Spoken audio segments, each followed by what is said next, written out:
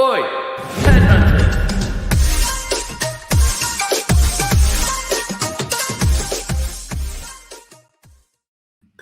What is up, everybody? Welcome to the Headhunter Hideout. It's your host here, Joel Algie, and we are sponsored here by Huxo Media, which is we're running the largest academy for recruitment marketers that are looking to grow their presence on LinkedIn.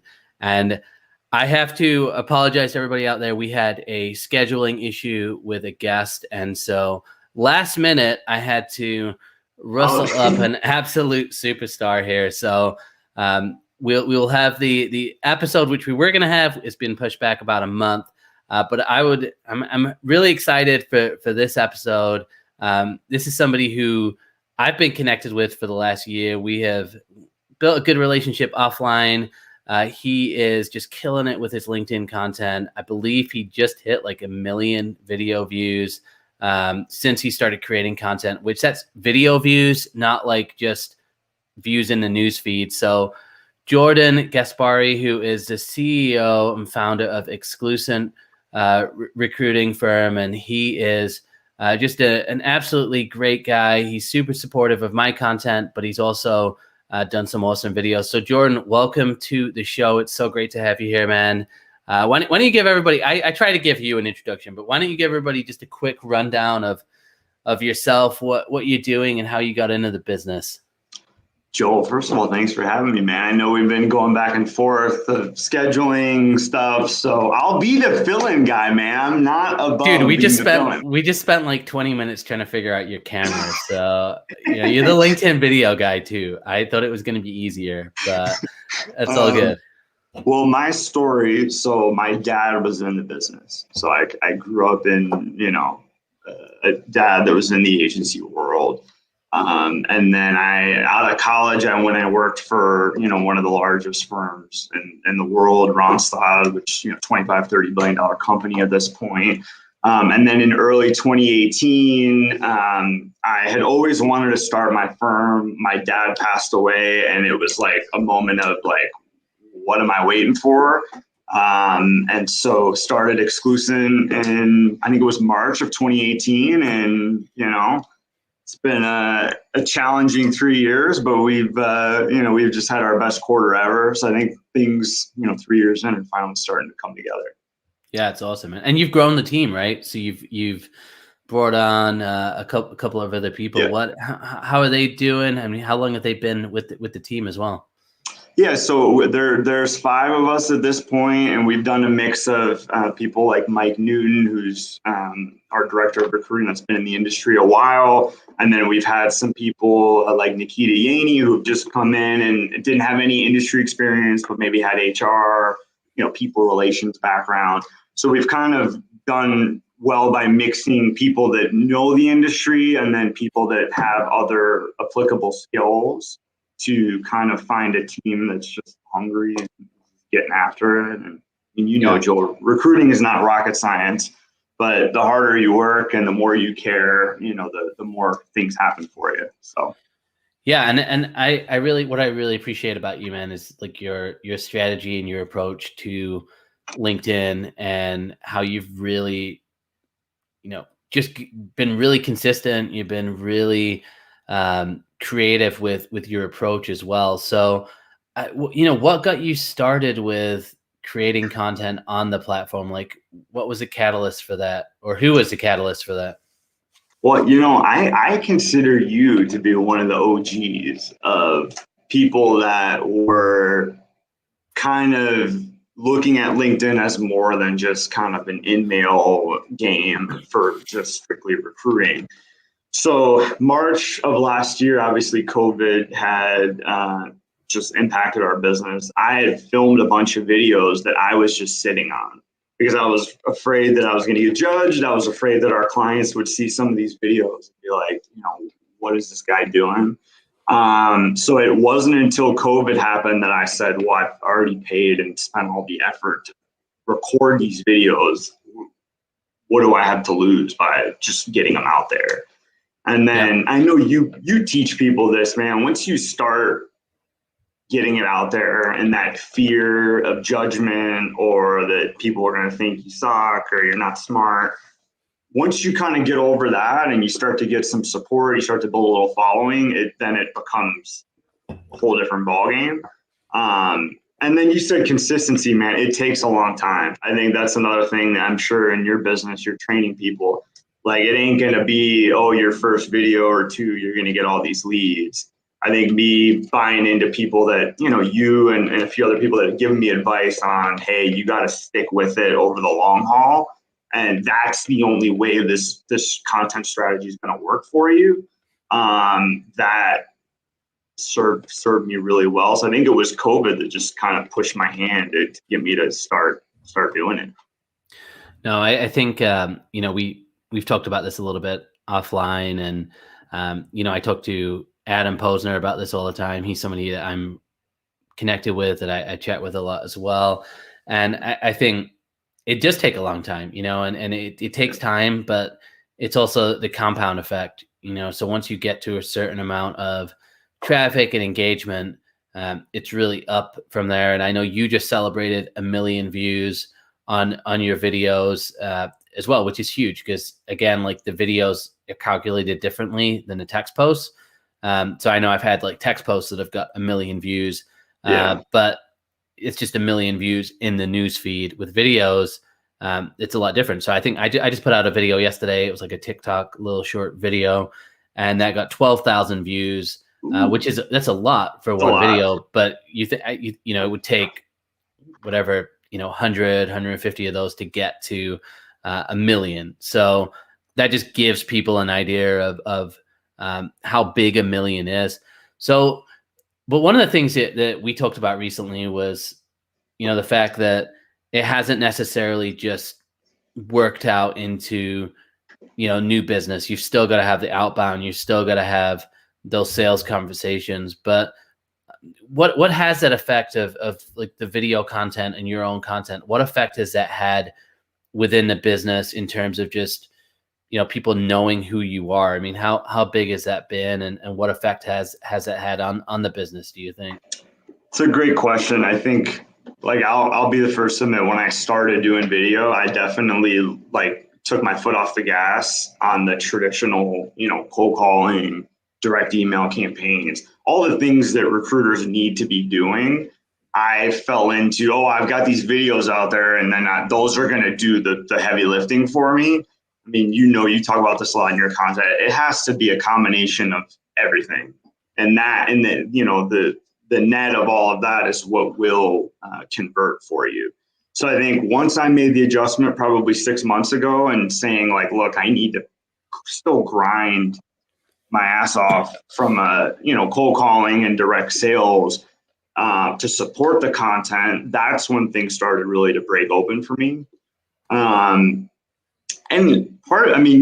marketing is tough to judge sometimes because your prospects are watching it. You don't know what type of influence it's having on actual conversions. You just know that your business is growing, quarter over quarter, and that the video is the reason why, because there's nothing else that we've changed.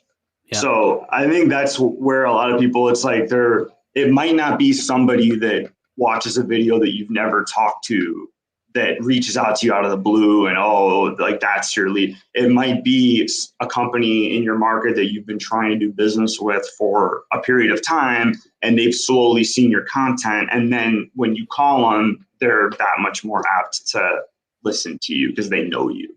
I think that's what makes it tough for people, because it is a big commitment. That content it's a long game. It takes a lot of time.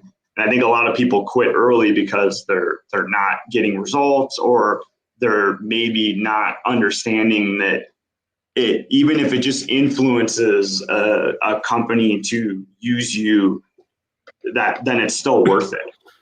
Yeah. Well, and what I can try and teach people throughout the academy and just in a lot of conversations that I have is, obviously you're in a little bit of a different situation where you built a new company, and you're 3 years in, which is still, it's still relatively new, Yeah. but you're competing out there in the same market that companies like Randstad, Robert Half, like big names, right? So they're the household names that everybody knows. And so the recruiters that work for them, they're going to fall back on that branding all the time. People remember their name. When you're in your situation where you're new, a lot of the clients we deal with, they've been in business for 10 years, 15 years, 20 years. So in their situation, they start putting out content. What happens is a lot of people they've worked with in the past, placements from 5 or 10 years ago, they see it. They're the first people that reach out. But I think for everybody to really get those cold inbound leads, it could be 9 months to a year, which when you hear that, when you throw out a number like that, I think, that is hard to hear for people. But this is, like you said, it's omni-channel, it's doing everything. And nowadays I think you have to be doing everything. And I hear people saying, they're getting hundreds of newsletters, they're getting hundreds of different emails a day, thousands of emails a day. And so content, it's the one thing I still see as opportunity for growth. Like there's just not a lot of recruiters that are doing what you're doing. Exactly. So I'm curious to hear too. I know you've got a podcast as well that you just launched. So what was the thinking behind the podcast, and like what's led you in that direction, and what's the vision with the podcast as well?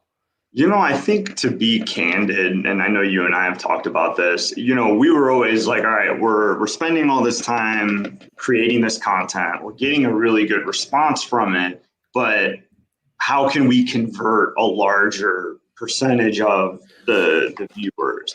And so the podcast became a way to, talk to industry thought leaders like you, but also to candidly just engage C-level from our prospects.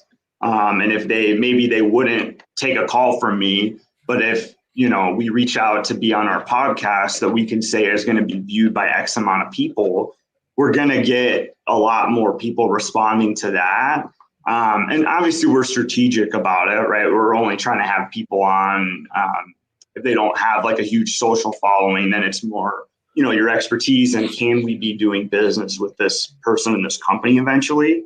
So I try to be pretty upfront that obviously we're delivering a ton of value, or we try to, in the content. We're never, similar to you, we're never asking for a follow or like asking for anything.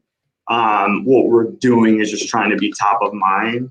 And I think with the podcast has been, we've got a few coming out here in the next couple of weeks with, CTO of one of the nation's largest cybersecurity companies, a private equity-backed healthcare company in our market. So I think just getting those companies and those people to know us a lot better, and being able to turn those into clients is the ultimate goal. Yeah, it's huge, and I think anybody who has a podcast, it's it's different approaches, right? You go for the downloads, you can go for, if you want to be Joe Rogan, you can go that direction. But a big part of it is getting the guests on, building the relationships, and then I'm sure it's going to be nice for you too. You're going to have lots more content now to throw in the mix as well, which I think will be really, really helpful. I'm curious, like with your team, I mean, are you kind of like spearheading the content yourself, or like how do you work content through like your overall team dynamics, and how are you encouraging your team when it comes to LinkedIn content, but then just content in general? Like how do you kind of bring them into the mix with things as well? It's a good question, man. I think it's been pretty informal, but I've basically said, hey, if you're going to work here, this is a priority for us. So you piggybacking on the network and the presence we've built, and then also building your own. So I require them to do X amount of posts a week, and that is a decent sized part of their job. And then I think the plan is that they lay the groundwork in text posts, and then eventually each of them moving to video once they've got a little bit of a following going. But I think they all feed themselves, and like I look at it like recruiters that aren't doing this. Like, I just like, what else are you doing? Are you just like cold calling job boards all day? Or like, I think there's going to become a point where even the people that are cynical about this whole thing, like it becomes like we're all spending so much time on these platforms, right? Like, I think that people don't have a really good awareness of where their time is. And there's so many people that they're like, oh, I'm spending all time on this platform, like sending out cold emails. Like, why wouldn't you try to warm that up? So with the team, they're on their own schedule and posting things that are that feel organic to them. But it was, I was very clear with them, like, hey, this is our direction. Like, we're going all in on LinkedIn as a company. So I think that we put more KPIs around that than I think a lot of other recruiting firms. Because Joel, I'm sure you see this. Like, you remember, like, old firms that I've worked at, they view social media almost as like, it's not selling, it's not recruiting, it's just kind of like surface level. Like that's not really the stuff you need to be doing to sell. So I think getting people out of that like old mindset is, it takes time. Well, let's just we got Hejas out here says hello, so good to see you. And then Gerard just says, why would you try to warm that up? I think I meant say, why wouldn't you try and warm that up? But Gerard, great to see you. Yeah, I think when I post about this, I've been posting about this more because it was a realization that I had about a year ago while I was going through training at a new company I was at.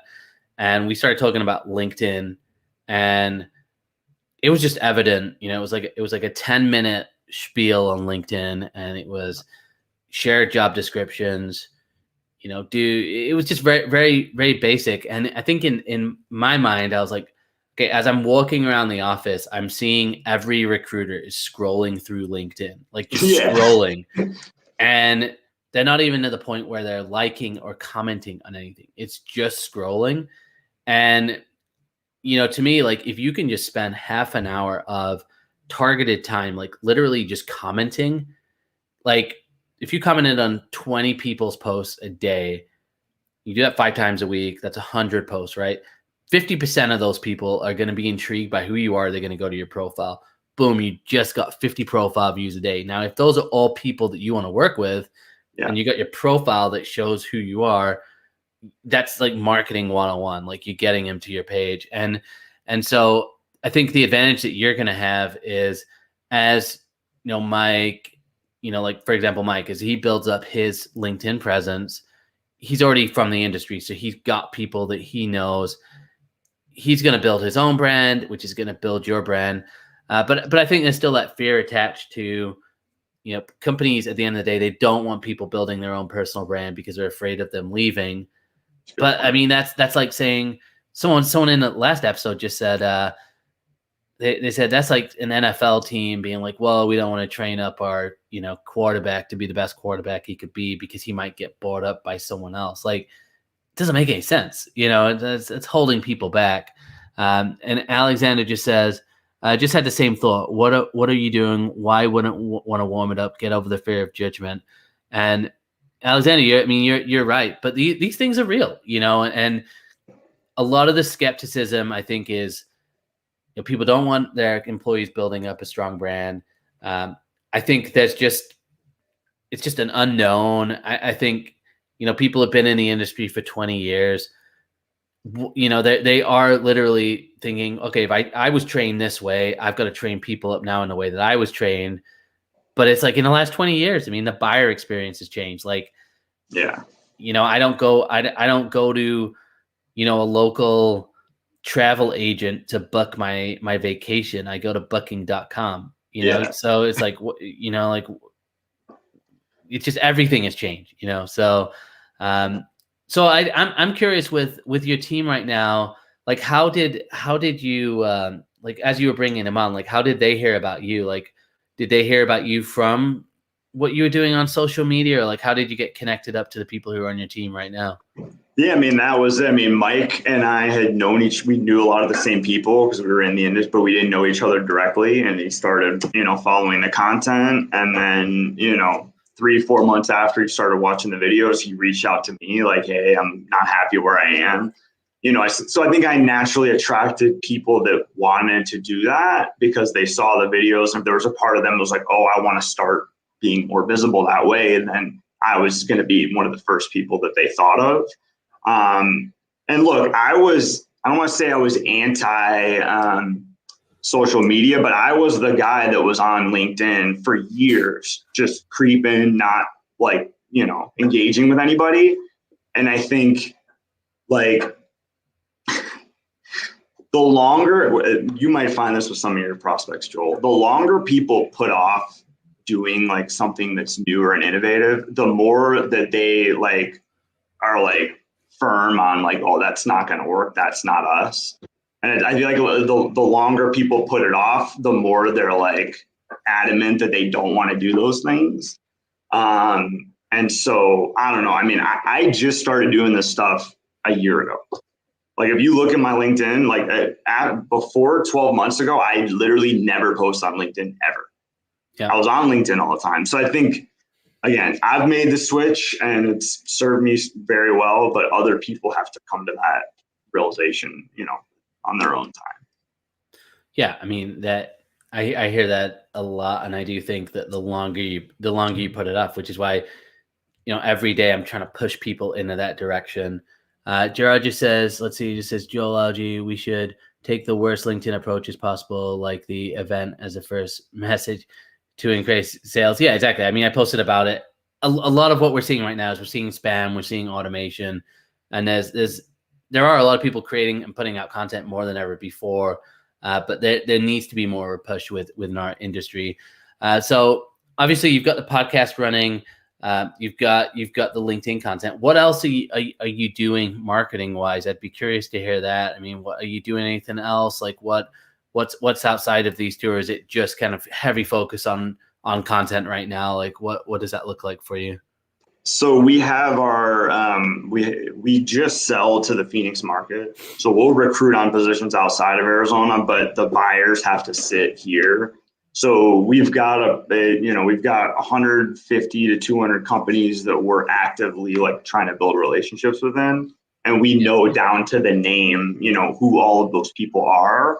So it's a little bit easier for us because we've done a lot of work to identify, all right, we want to work with mid-cap companies in the 30 to $500 million range. And then these are the ones that have a presence in Phoenix. So because we've done a lot of prep work, that's taken, we're not trying to boil the ocean. We have a pretty specific set of people that we're trying to build relationships with.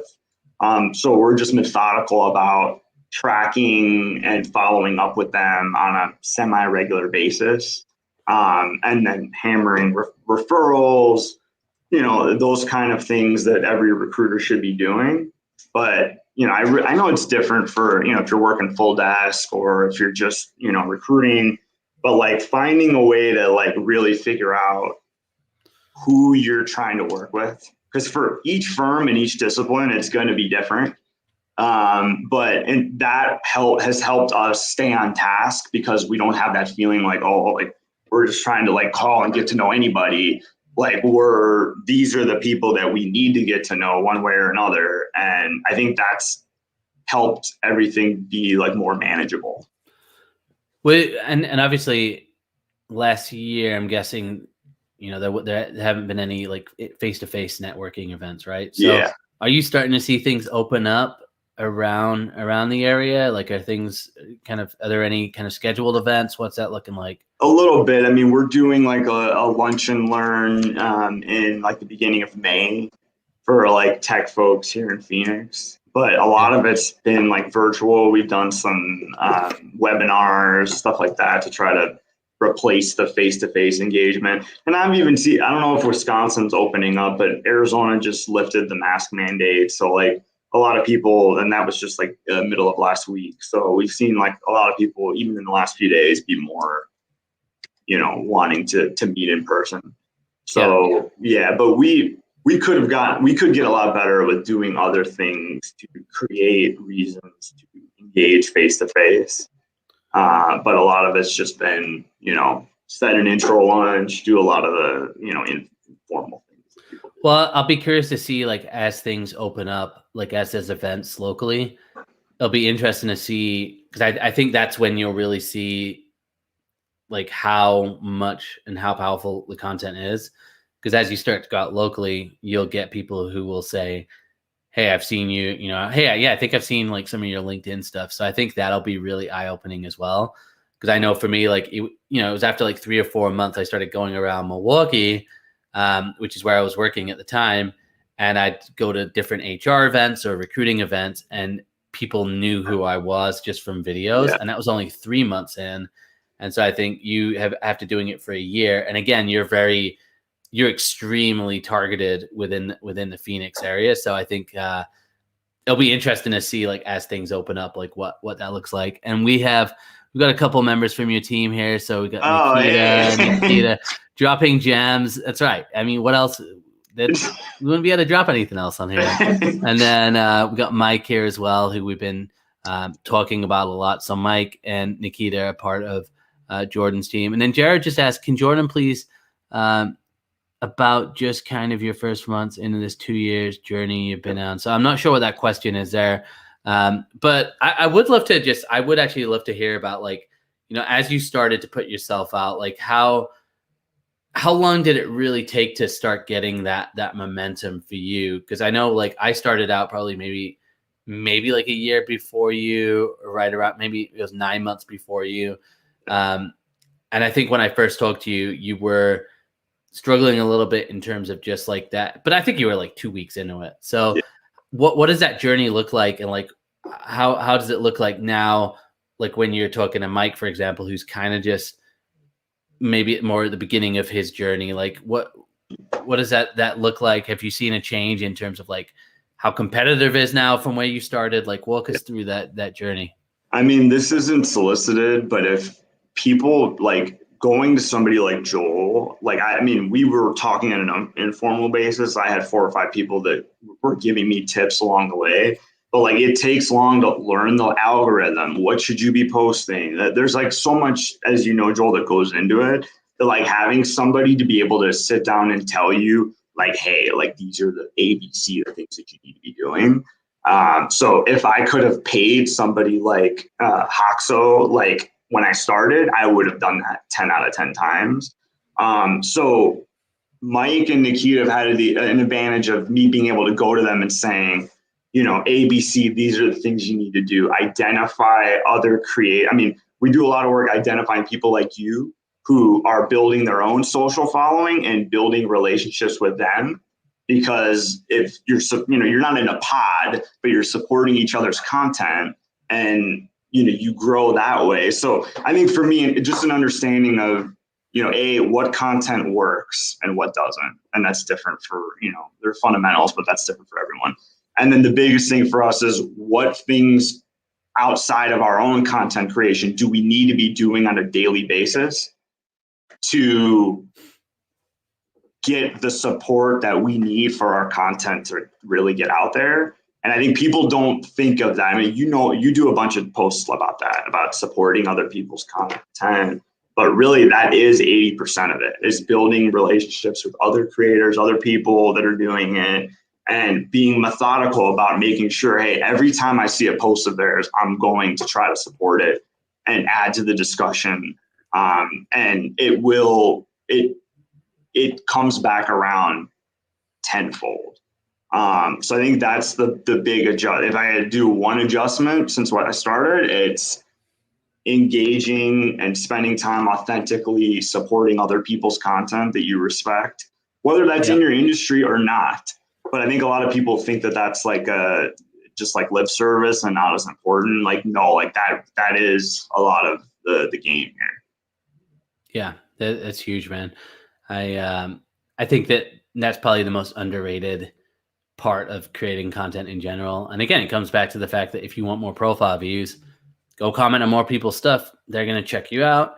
And, especially with prospects, I tell, anyone who goes to the academy, like, build up your network strategically, engage with your network strategically.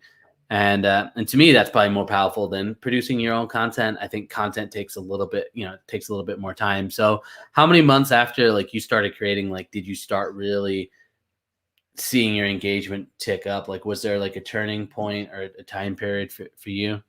It was probably 4 or 5 months.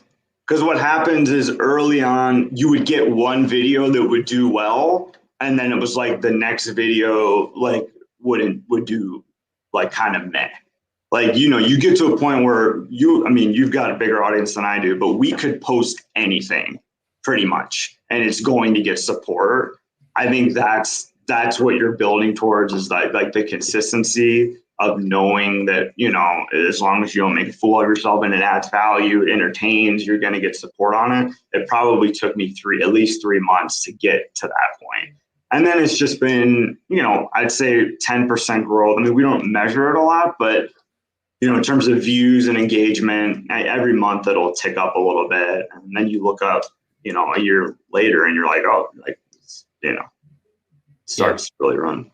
Oh man, that's awesome. So one of the topics that I've been bringing up, usually near the kind of the tail end of the show, is a topic of Clubhouse, because Clubhouse is emerging right now, man. So have you explored in the Clubhouse? If you looked at it, like what are your thoughts? Like, is it just kind of like overwhelming? Like what are your thoughts with that platform? I would be interesting to hear what you think after. I mean, I can't really decide because we're very much stuck in. Are you on there? We're on there. Okay. And we talked about doing a weekly room to talk about recruiting related topics. But we're always kind of like, how much time do we spend on all these things? Because like the way I look at it, if you're going to be on a platform, you have to really commit to it, and do, just being there to be there doesn't serve anybody well. So I think we're still kind of deciding like, how much do we really want to be on Clubhouse, and how much are we willing to spend time on it? I don't know. I'm curious. I'd really genuinely hear what you like. I know you're on it, but is that a part of your daily routine yet?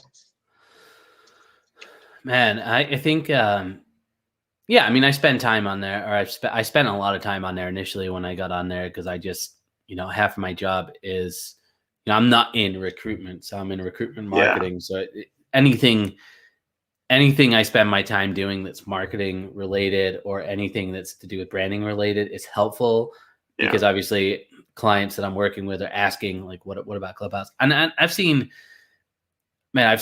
some people doing some really, really cool stuff on there. Like there's a couple people who I've got coming up on my live show who are doing really, really cool things, like holding like job fairs with like a lot of tech recruiters from, Facebook, Amazon, awesome. Google. It's super cool. But, truth be told, most of the agency owners that I speak to that are running very successful, high level agencies, they just don't have the time to go on a platform and sit. So my thought, and what I've kind of seen, at least on the platform, is if you have a coaching business that has a top of funnel that's like a coaching course for $20, let's say $19.99 or $19.97, $29.99, whatever that is, and you have that link to your Instagram, I think Clubhouse is an awesome place to be, because you can grow a following and you can get people to check out your Instagram, and then you can get them into your funnel, right? So like if that's your business model, is like funneling, then like I think that's who you're seeing like really do well on that platform. I think if you're B2B, could you make connections with people randomly that turn into something? For sure, but it's not controllable, because you don't know who's going to be in the room. So like a lot of what I hear is like, oh, it's so like it's like serendipity. Like it's crazy, these conversations. I'm like, you can't run business development based on like random events. Like you got to have some control. So now, do I think you could jump in? Do I think there's like an entertainment factor there that's valuable? For sure. Like just like podcasting, it's like you can learn a lot. Like I was in a room with Dan Price the other day, and it was cool hearing him speak. He's someone I look up to. And then there's definitely been some good connections I made, and it's deepened relationships. From a recruiting perspective, I think it's interesting. It's just, to your point, it's like, you got to know where you're spending your time on these platforms. And I love what you said. Like, if you're going to be on a platform, you've got to be committed to it. And so I look at it from a recruitment perspective. LinkedIn is that platform to connect with candidates, to connect with clients. And so if I would, if you want to test out if something's worthwhile, I would just even ask your clients next time you're on the phone, hey, by the way, like, are you on Clubhouse? And they'll probably be like, no, I don't know. Yeah. That should be the indicator. So I think a lot of content creators are big on it, and I think anyone who's like, again, if your Instagram's your major platform, I think it's huge because it's connected to Instagram. So my Instagram following like doubled since I've been on there, but I've only got 500 followers. So who cares, But if I had 50,000 followers, that could be big because there's not a lot of organic reach. So, but yeah, it's funny to me. It's like people are like, oh, I'm so fascinated with like the voice to voice connection. I'm like, dude, just phone call, like, pick up the phone. and that, like for recruiters, that's what we're used to. Is we're used to picking up the phone, calling people. That's how we build relationships. Like LinkedIn is obviously like, that's our way to create connections and, get on people's radars. But at the end of the day, we build relationships through the phone. And so I think for a lot of people right now who are in lockdown, Clubhouse kind of creates that type of feeling for them. That's a good point. But I'm with you on that. Yeah, I'm interested too. Have you found going live, because I do these, but we never do them live. Have you found that benefits from like having these go live? I mean, I know you don't have to edit the videos and all that, but yeah, I mean, look, if I was advising people on like whether to go live or whether to do a podcast, I think if you set up a podcast, like it's a lot of work. Like just the editing, the distribution, everything is a lot of work.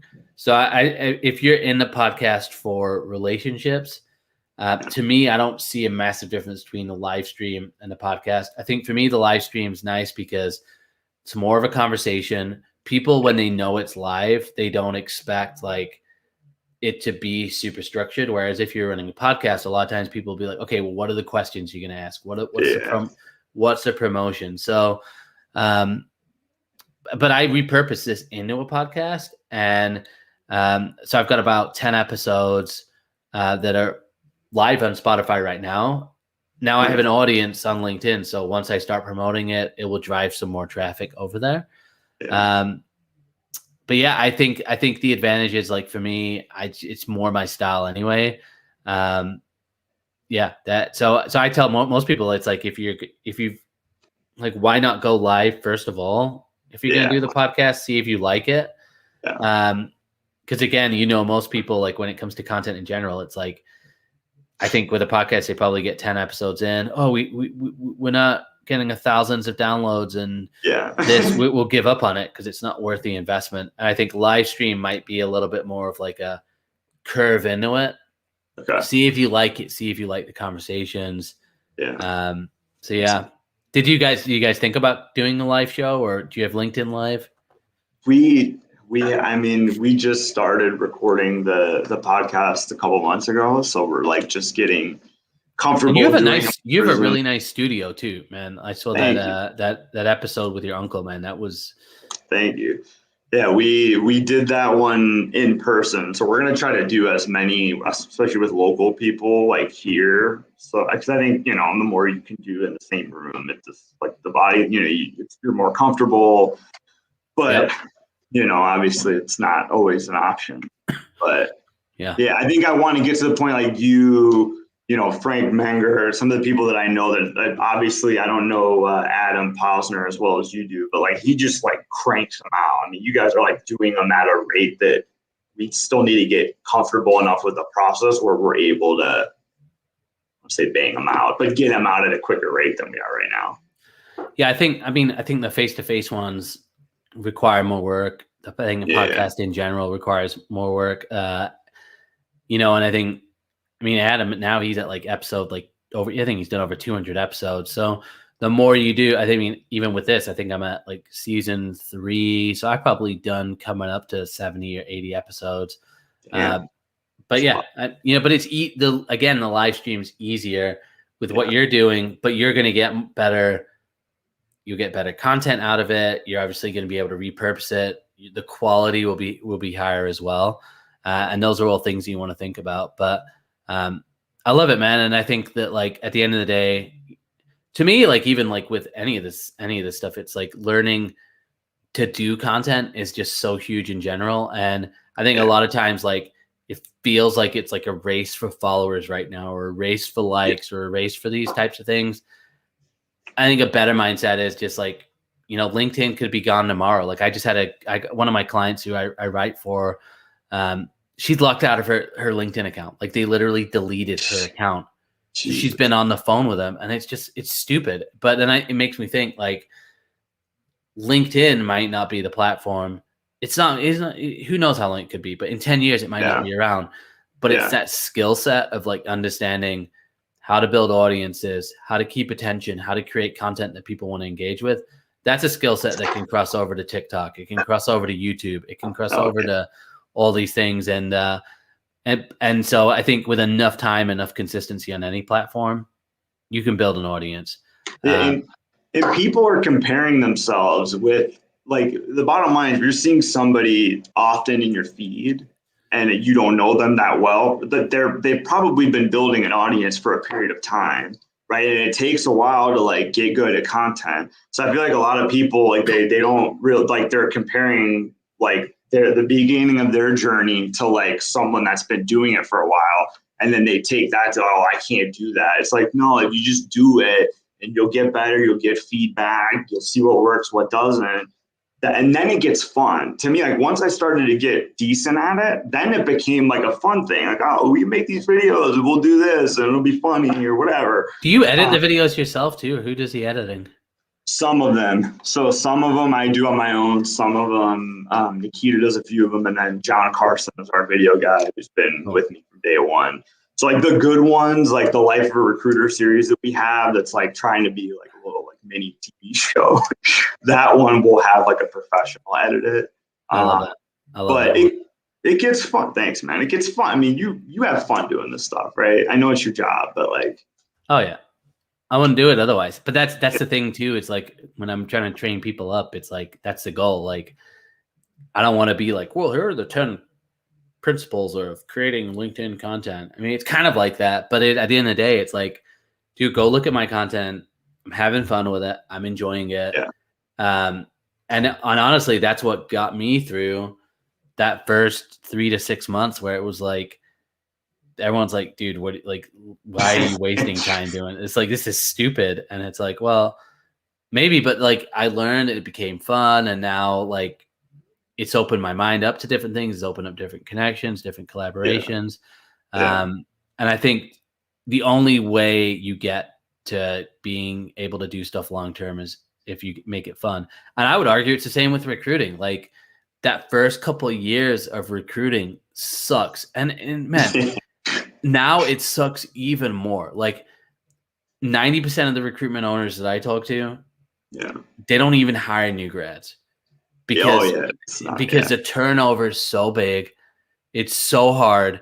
And instead of everybody taking a step back and going, well, yeah, I wonder why we're training them in like a way that worked 20 years ago and not training it. And we're training it like literally I've heard people like have that sink or swim mentality. And I'm like, that's how we're training people. Like you're either going to sink or swim.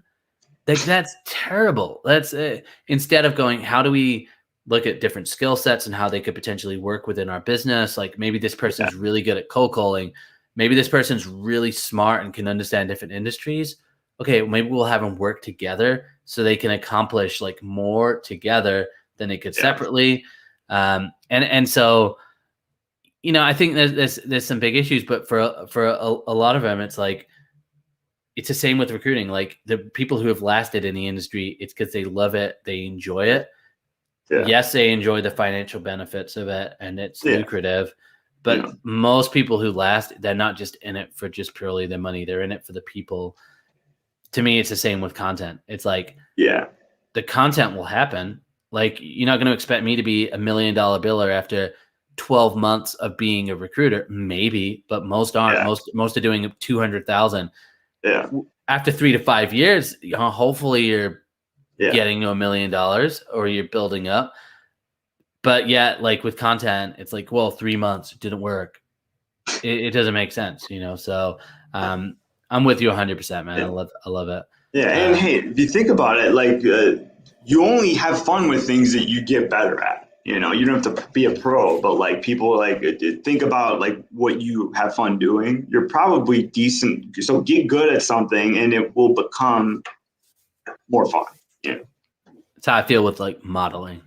Yeah, I know, man. I mean, well, dude, I'm so happy we were able to chat, and I appreciate you standing in last minute. I know we're coming to the end of the show, and I've got a couple things I've got to do. I know you've got a ton of stuff as well going on. But how can people find you? What's the best way to find you? We talking like TikTok? Is that the best place to find you? Not yet. And not OnlyFans yet either. You can find me on LinkedIn at Jordan Gaspari, our Exclusent page. We put some stuff out there, but mainly following us individually. And Joel, love what you're doing, man. You're going to continue to reinvent what recruiters' toolbox looks like, and pumped to see what you do this next year, man. Thanks, brother. Appreciate it. Hey, everybody, if you're not following Jordan, I'll put a hyperlink. I'll go in and edit the post, put a hyperlink to his profile. Definitely follow him, connect with him. He's doing some awesome stuff too. Like, great example for what recruiters should be doing with content. Like, some of his videos are super creative. He's writing copy, switching it up. And he's not like me. He does not just do this full time. Like, he's not a full-time content creator. He is a recruitment owner. He's up and coming, 3 years strong, adding to the team. And so if you want to have an example of how to do it, Jordan's a great guy to follow. So I appreciate everything, man. I'm glad we could connect. And then just thanks to Mike. Kai also just said people often don't answer the phone anymore. We believe that to be That's true. a good point. Yeah. Gerard, Nikita, great to see you out there. Alexander as well, if you're still there. And hi, Jess. Great to see you as well. Stay with us. We'll be back next week with another exciting episode. I'm going to drop the links to our Spotify and YouTube page as well, so you can check that out. But we come live every week, Monday at 1 p.m. Central, 2 p.m. Eastern time. And was that noon Pacific? I don't even count Pacific time. It's 11 a.m. Pacific time. So appreciate all you guys. A huge shout out to Hoxo for sponsoring this podcast. And we're hopefully going to get another sponsor too within the next month, which I'm super excited to announce. But appreciate everybody. And once again, Jordan, appreciate you, man. Great chatting. Thanks for having me, man. We'll talk to you soon, brother.